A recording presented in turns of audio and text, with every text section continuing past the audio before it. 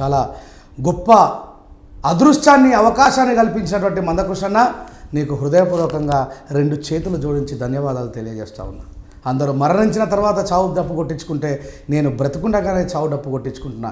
అది ఏకంగా ఒకరు కాదు, ఇద్దరు కాదు, 10ల సంఖ్యలో కాదు, 100ల సంఖ్యలో కాదు, 1,00,000 మంది నాకు చావు డప్పు కొట్టడం అంటే నాకు దీన్ని బ్రతుకున్న కాలంలో నాకు జరిగిన గొప్ప అరుదైన గౌరవంగా దీన్ని నేను తీసుకుంటా ఉన్నాను. ఏ ప్రైమ్ మినిస్టర్ కానీ ఈ దేశాన్ని పరిపాలించిన రాజులకు కానీ 1,00,000 మంది దప్పు కొట్టిన చరిత్ర లేదు.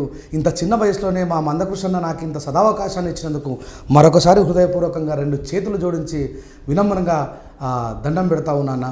మీరు చేస్తున్నటువంటి ఈ కార్యం ఏదైతే ఉందో 1,00,000 మంది 1,00,000 దప్పులు 1000 గొంతులు మీ అధిష్టానం నెరవేరాలని, రాజ్యాంగ విరుద్ధమైనటువంటి వర్గీకరణ జరిగినా మళ్ళీ పోతుందనే విషయాన్ని గుర్తు చేస్తూ ఒక న్యాయబద్ధమైనటువంటి న్యాయం కోసం మీరు పోరాడాలని మరోసారి తెలియజేస్తూ